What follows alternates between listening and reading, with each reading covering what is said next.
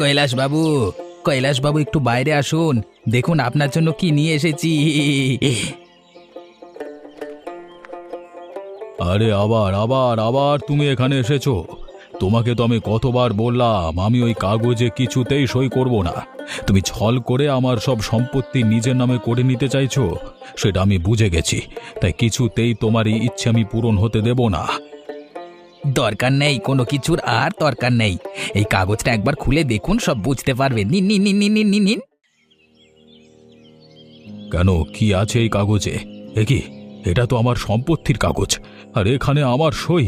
আমার সব সম্পত্তি তোমার নামে। এটা এটা কিভাবে সম্ভব? না না না না, এটা হতে পারে না। আপনার আসলে একটু বুদ্ধি কম আছে। আমি অনেক আগেই আপনার সম্পত্তি নিজের নামে করে নিয়েছিলাম, আপনি বুঝতেই পারেননি। শুধু সঠিক সময়ের অপেক্ষায় ছিলাম। বেরিয়ে যান, বেরিয়ে যান আমার বাড়ি থেকে। এটা তুমি একদম ঠিক করলে না বিক্রম। তোমার কখনো ভালো হবে না। এইভাবে বেইমানি করে বেশি দিন ওপরওয়ালার হাত থেকে রক্ষা পাবে না। আজকে আমি চোখের জল নিয়ে গ্রাম ত্যাগ করছি শুধুমাত্র তোমার বেইমানির জন্য। এর শাস্তি তুমি পাবেই। আরে হ্যাঁ হ্যাঁ, যান যান। হ্যাঁ। রাখি, ও রাখি, শুনেছো গ্রামে কি ঘটেছে? সর্বনাশ হয়ে গেছে গো। কেন, কি এমন হয়েছে? আমি তো সেরকম কিছু শুনিনি, আর শুনবই বা কিভাবে? ঘরের কাজ করতে করতেই সময় পাই না। তুমি এত হাঁপাচ্ছ কেন বলো তো? আরে ওই বিক্রম আছে না, ও কৈলাস বাবু, মানে গ্রামের মোড়ল মশাইয়ের খুব কাছের লোক ছিল যে বিক্রম, সে কৈলাস বাবুর সাথে বেইমানি করে সমস্ত সম্পত্তি নিজের নামে করে নিয়েছে। ভাবো কেমন লোক এই বিক্রম। কিন্তু অত বড় একজন মানুষের সম্পত্তি এইভাবে নিয়ে নিল, মোড়ল মশাই কিছু বুঝতেও পারলেন না? হ্যাঁ, আসলে বিক্রম তো ওনার কাজ করত। এবার বিক্রম কৈলাস বাবুর থেকে মাঝে মাঝেই সই নিত, আর বিভিন্ন কাগজপত্র নিয়ে কাজ ছিল। সেই সুযোগেই হয়তো বিক্রম ওনার সম্পত্তি নিজের নামে করে নিয়েছে। আর আজ সকালেই কৈলাস বাবুর কাছে গিয়ে সবটা দেখিয়েছে। সব শুনে কৈলাস বাবু আটকানোর চেষ্টা করেছিল, কিন্তু শেষ রক্ষা আর হয়নি। তাই শেষ পর্যন্ত কৈলাস বাবু এই গ্রাম ছেড়ে চলে যেতে বাধ্য হয়েছে। খুব খারাপ লাগলো গো শুনে। শুধু খারাপ লাগলে হবে না, আমাদের এই অন্যায়ের বিরুদ্ধে প্রতিবাদ করতে হবে। শয়তান বিক্রমকে শাস্তি দিতে হবে। না না, তোমাকে অন্যায়ের প্রতিবাদ করতে হবে না, নয়তো আমাদেরও ক্ষতি হয়ে যেতে পারে। হে ওপরওয়ালা, এটা কি করলে তুমি আমার সাথে? এত বছর ধরে বানানো আমার বাড়ি, আমার ব্যবসা সব কেড়ে নিলে। কি ভুল করেছিলাম যার জন্য এত বড় শাস্তি দিলে তুমি আমাকে? কিছু বছর আগে আমার স্ত্রীকেও আমার কাছ থেকে কেড়ে নিলে, আর আজকে যেটুকু সম্পদ ছিল সব ওই বিক্রম ছল করে আমার থেকে সব কেড়ে নিল। কত ভরসা করেছিলাম ওকে, নিজের পরিবারের অংশই ভাবতাম ওকে। কিন্তু ও ও এমন একটা কাজ করলো যেটা আমি স্বপ্নেও কল্পনা করিনি। অনেকটা ক্লান্ত লাগছে। এতটা পথ হেঁটে এসেছি, অন্য গ্রামে ঢুকে পড়েছি। একটু গাছতলায় বসে শরীরটাকে বিশ্রাম দিই।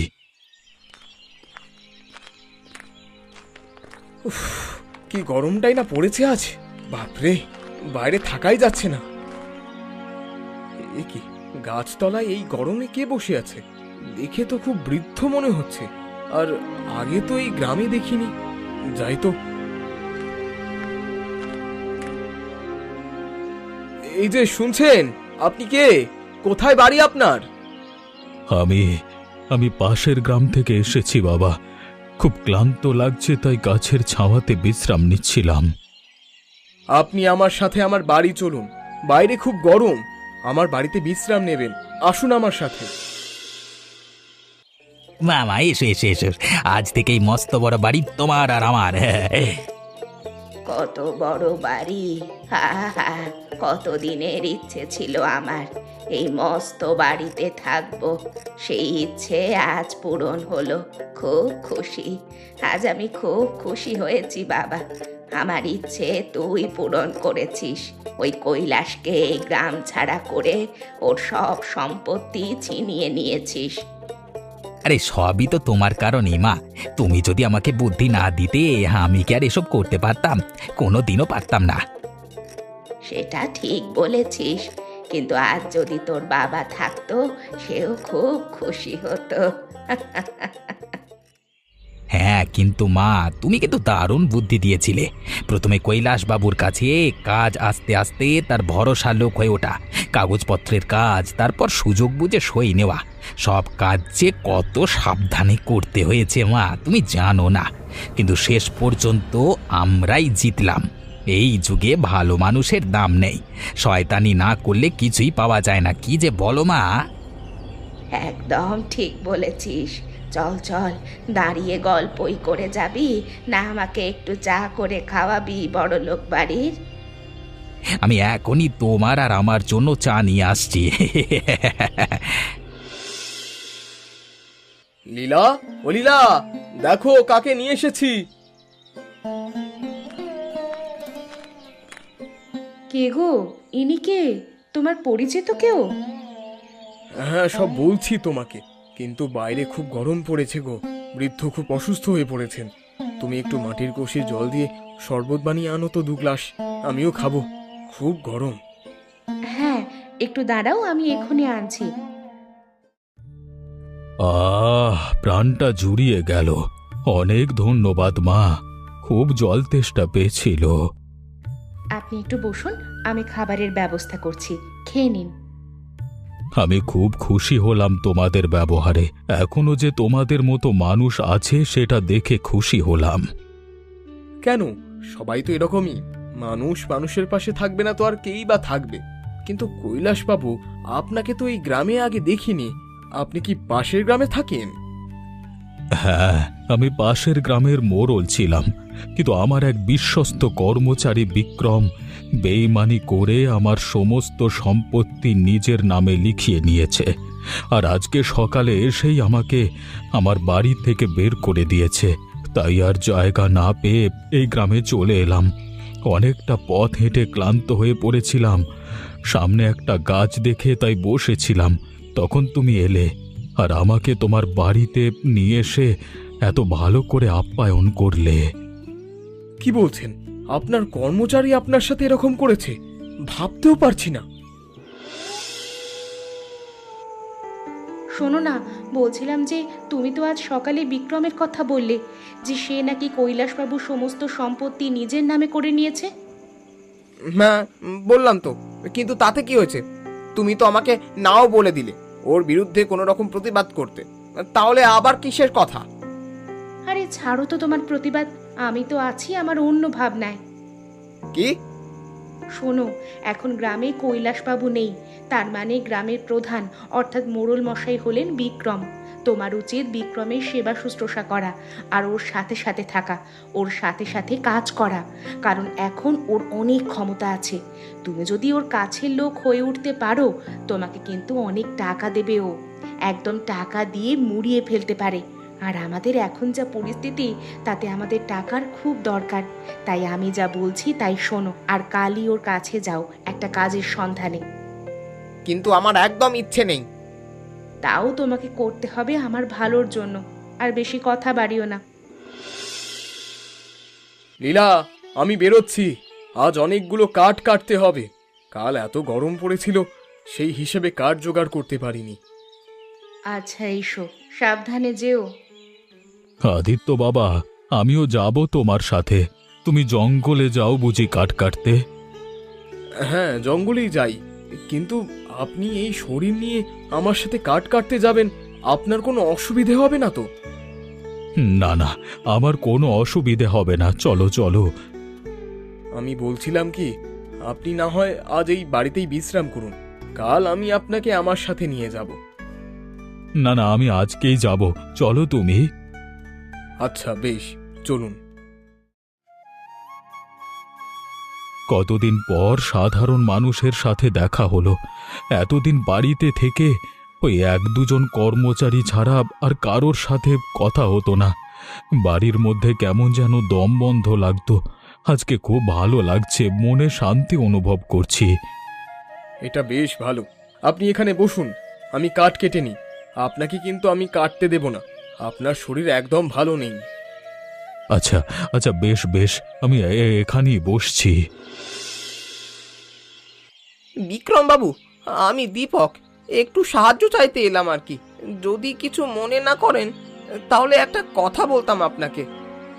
বাবা বাবা দীপক, তুমি আমার কাছে কেন? কিছুদিন আগে পর্যন্ত তো আমাকে দু চোখে দেখতে পারতে না। আমি নাকি অসৎ লোকে টাকা মেরে খাই, আরো কত কিছু। আর আজকে তুমি নাকি আমার কাছে কাজ চাইতে এসেছো? আরে ভেবেও হাসি পাচ্ছে। সময়ের চাকা কি ঠিকভাবে ঘোরে সেটা আমি হারে হারে টের পাচ্ছি। বলো বলো, কি সাহায্য চাইতে এসেছো বলো। আসলে বিক্রম, আমার কাজের খুব দরকার। বিক্রম না, বিক্রম বাবু বলে সম্বোধন করবি, মনে থাকে জানো। এবার বল। বিক্রম বাবু, আমি আগে যে কাজটা করতাম সেটার আয় খুব কম। তাই যদি আপনার কাছে আমার জন্য কিছু কাজ থাকে তাহলে আমি সেটা করে দিতে পারবো, যদি সুযোগ করে দেন। এই দীপককে আমি জীবনেও কাজ দেব না। আগে অনেক অপমান করেছিস তুই আমাকে, এবার আমার পালা। কিছু ভাবছেন? আমার বাড়ি থেকে দূর হ। তোর মতো মানুষদের আমি আমার চাকর বানাবো না। হ্যাঁ, ভাগ ভাগ, নাহলে এখানে বের হলো, ভাগ। লীলা, দাদা খেতে দাও। কৈলাস বাবু আজ অনেক কাঠ নিয়ে এসেছে আমার সাথে। উনি না থাকলে এতগুলো কাঠ একেবারে আমি আনতেই পারতাম না। থাক থাক, হয়েছে, আর মিথ্যে প্রশংসা করতে হবে না। তোমরা যে আমার কি উপকার করছো সেটা তোমরাও জানো না।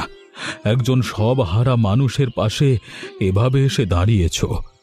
দেখো, তোমাদের সব সময় ভালো হবে। কিন্তু কৈলাস বাবু, বিক্রম আপনার সাথে একদম ঠিক করেনি।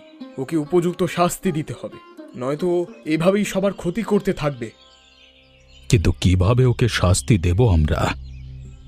এই গ্রামে থেকে বিক্রমের বিরুদ্ধে কিছু করতে পারবো না আমরা। ওই গ্রামে আমি রাখি এবং দীপককে চিনি। দীপক আমার ছোটবেলার বন্ধু। ওই গ্রামে গিয়ে আগে ওদের সাথে যোগাযোগ করে সমস্ত পরিকল্পনা করতে হবে। হ্যাঁ, একদম ঠিক বলেছ। এভাবে হাত গুটিয়ে বসে থেকে কোনো লাভ নেই। ওনাকে নিজের আগের অবস্থানে ফিরিয়ে আনতেই হবে। ঠিক আছে, তোমরা যা ভালো বোঝো তাই করো, কিন্তু সব কিছুর জন্য তোমাদের অনেক ধন্যবাদ। তোমাদের কাছে আমি ঋণী হয়ে রইলাম। কি গো, কি হলো? কাজ পেলে? আরে কিছু বলছো না কেন? তোমাকে এত চিন্তিত কেন দেখাচ্ছে বলো তো? এত অপমান আর সহ্য হয় না তোমার জন্য। শুধুমাত্র তোমার জন্য ওই শয়তান আমাকে অপমান করার সুযোগ পেল। আরে কি হয়েছে কি সেটা তো আমাকে বলবে নাকি? না হলে আমি বুঝবো কিভাবে? আর আমি কি শুধু আমার জন্য বলেছিলাম নাকি তোমাকে কাজে যেতে? আমি তো আমাদের দুজনের ভালোর জন্যই বলেছিলাম। তুমি এভাবে কেন বলছো বলো তো আমাকে? গেছিলাম তোমার কথা শুনে ওর কাছে। ওই শয়তানের কাছ থেকে আমি কাজের ভিক্ষে চাইলাম, কিন্তু জানো ও কি বললো? ও বললো আমার মতো লোককে নাকি ও চাকর হিসেবে রাখবে না। আর আমাকে কাজ দেওয়া তো দূর, সেখান থেকে গরু ছাগলের মতো তাড়িয়ে দিল অপমান করে। তোমার টাকার লোভের জন্যই এই অপমান সহ্য করতে হলো আমাকে। কি? ওই বিক্রমের এত বড় সাহস? ও তোমাকে অপমান করেছে? এবার এবার ওর কাছ থেকে প্রতিশোধ আমি নিয়েই ছাড়বো, যে করেই হোক। শোন না বাবা, তোর সঙ্গে একটা জরুরি কথা আছে। দাঁড়াও মা, টাকাটার হিসেব করে নিয়ে আসছি, তুমি একটু অপেক্ষা করো। হ্যাঁ, এতগুলো টাকা আছে, এই কয়েকটা টাকার হিসেব পরে করলেও হয় না? এত কি বাবা, সব সময় কাজ আর কাজ। মা, কাজই সব। আর এই টাকা ছাড়া এই পৃথিবীতে কেউ কাউকে চেনে না, সেটা তুমি তো খুব ভালো করেই জানো। হ্যাঁ, সে জানি, কিন্তু তাও যা করছিস একটু সাবধানে করিস। হ্যাঁ, সে তো অবশ্যই। বলো, কি বলবে বলছিলে? শোন বাবা, গ্রামের লোকেরা তোর ওপর একটু হলেও কিন্তু রেগে আছে, কারণ গ্রামের মোড়লকে তুই বেইমানি করে গ্রাম থেকে বের করে দিয়েছিস এবং তার সমস্ত সম্পত্তি নিজের নামে করে নিয়েছিস। তাই আমি বলছি কি, যদি গ্রামের কেউ তোর কাছে কাজ চাইতে আসে তাহলে তুই তাদের না ফিরিয়ে তাদেরকে কাজের ব্যবস্থা করে দিবি। আর গ্রামের যেসব বেকার যুবকরা আছে তাদের জন্য কর্মসংস্থান খুলে দিবি। তাহলে দেখবি তারা তোর প্রতি দুর্বল হয়ে পড়বে আর সব সময় তোর পাশে থাকবে। না না মা, সবে মাত্র টাকা পেলাম। এখনই যদি সবগুলো টাকা নষ্ট করে ফেলি তাহলে পরে কি করব? অসম্ভব, আমি কারোর জন্য এখন সংস্থান করতে পারবো না। কিন্তু বাবা, আমি করতে যাচ্ছি, তুমি শুয়ে পড়ো। ছেলেটা ভুল করে ফেললো। জানি না এই টাকা, এই বাড়ি ও কতদিন নিজের কাছে ধরে রাখতে পারবে। আসুন মোড়ল মশাই, এটাই হলো দীপকের বাড়ি, আমার ছোটবেলার বন্ধু। আপনি একটু দাঁড়ান, আমি এক্ষুনি দীপককে ডাকছি। দীপক, কিরে দীপক, বাইরে আয়। আরে আদিত্য, আয় আয়। কতদিন পর, এতদিন পরে বুঝি বন্ধুর কথা মনে পড়লো। আয় ভেতরে আয়। আমি একা আসিনি রে, এই যে আমার বউ লীলা আর তোদের গ্রামের মোড়ল কৈলাস বাবুকে সাথে নিয়ে এসেছি। ও হ্যাঁ হ্যাঁ, আমি তো খেয়ালই করিনি। কিন্তু এসব মানে মানে মোড়ল মশাই তোদের সাথে, আমি তো বুঝতে পারছি না কিছু। কি কারণে এসেছিস তোরা এখানে? আসলে কিছুদিন আগে কাজ থেকে বাড়ি ফেরার পথে কৈলাস বাবুকে একটা গাছের নিচে দেখতে পাই বিশ্রাম নিতে। তাই ওনাকে আমাদের বাড়িতে নিয়ে আসি, কারণ উনি খুব বৃদ্ধ ছিলেন আর খুব অসুস্থ দেখে মনে হচ্ছিল। ওনাকে বাড়ি নিয়ে এসে জানতে পারি যে এই গ্রামের বিক্রম নামে এক লোক ওনার সব সম্পত্তি, বাড়ি, ব্যবসা সব নিজের নামে করে নিয়েছে, তাও আবার বেইমানি করে। তাই আমি আর লীলা সিদ্ধান্ত নিয়ে আমরা কৈলাসবাবুর অধিকার ওনাকে ফিরিয়ে দেব। আর সেটা শুধুমাত্র আমরা একা করতে পারবো না, তাই এই গ্রামে এসেছি তোর আর বৌদির সাহায্য নিতে। একদম ঠিক করেছো। বিক্রম সত্যি অনেক বার বেড়েছে, ওকে এবার শায়েস্তা করতেই হবে। তোমরা চিন্তা করো না, আমি আর লীলা মিলে একটা ভালো পরিকল্পনা করে নেব যেন ওই শয়তান বিক্রম শাস্তি পায়। বিক্রম বাবু শুনছেন? একটু বাইরে আসবেন, আপনাকে যে খুব জরুরি একটা তথ্য দেওয়ার ছিল।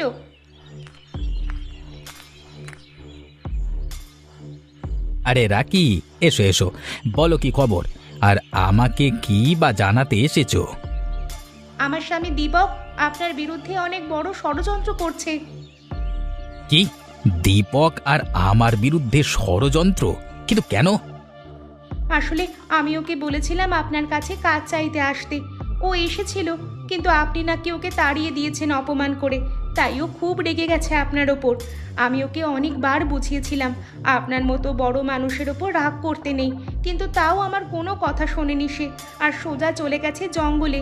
সেখানে আপনাকে এই গ্রামের থেকে বের করার পরিকল্পনা করছে। তাই নাকি? ওর এত বড় সাহস! ঠিক আছে, আমি এখনই যাব জঙ্গলে, দীপককে শায়েস্তা করে আসব। ও চেনে না আমি কে, আমি কি করতে পারি। অনেক ধন্যবাদ তোমাকে। হ্যাঁ হ্যাঁ বিক্রম বাবু, আপনি তাড়াতাড়ি যান আর সেটা কি আটকান।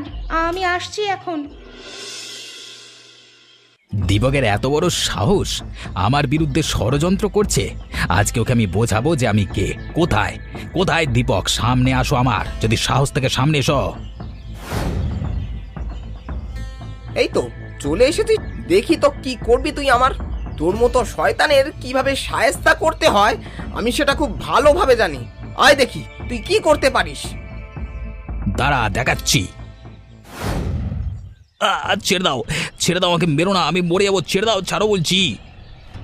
নিজের ভুল স্বীকার কর, না হলে তোকে এখানেই মেরে পুঁতে রেখে দেব। গ্রামের কেউ তোর মৃত শরীর উদ্ধারও করতে পারবে না। হ্যাঁ, আমরা তিনজন আছি, তোর ক্ষমতা নেই আমাদের হাত থেকে পালানোর। ওই জন্য ভালোই ভালোই বলছি, নিজের ভুল স্বীকার করে নে, নয়তো খুব খারাপ হয়ে যাবে। হ্যাঁ, আমি সব স্বীকার করছি। আমি ভুল করেছি, বেইমানি করে ওনার সম্পত্তি নিয়েছি। আমি সব আবার ওনাকে ফিরিয়ে দেব, কিন্তু আমাকে তোমরা ছেড়ে দাও। আমার ছেলেকে ক্ষমা করে দেবেন, আমি চলে যাচ্ছি এই বাড়ি ছেড়ে। আপনি চাইলে থাকতে পারেন, আপনি বৃদ্ধ মানুষ। আমি বুঝতে পেরেছি বৃদ্ধ হয়ে সমাজের সাথে কাজ করে লড়াই করে বেঁচে থাকা ঠিক কতটা কঠিন। আপনার ছেলে কঠিন শাস্তির যোগ্য, কিন্তু আপনি চাইলে বাড়িতে থাকতে পারেন। অনেক ধন্যবাদ মোড়ল মশাই। লীলা, রাখি, তোমরা দুই গ্রামের দুই সাহসী এবং বুদ্ধিমতী বউ। তোমাদের জন্যই আমি আবারও আমার বাড়ি, ব্যবসা, আমার পুরনো জায়গা জমি সব ফিরে পেয়েছি। অনেক অনেক ধন্যবাদ। এটা তো আমাদের কর্তব্য। এই নাও তোমাদের জন্য উপহার। এইসবের আবার কি দরকার ছিল? তোমরা আজকে থেকে আমার 2 মেয়ে, আর বাবা হয়ে মেয়ের জন্য এইটুকু করতেই পারি। নাও নাও।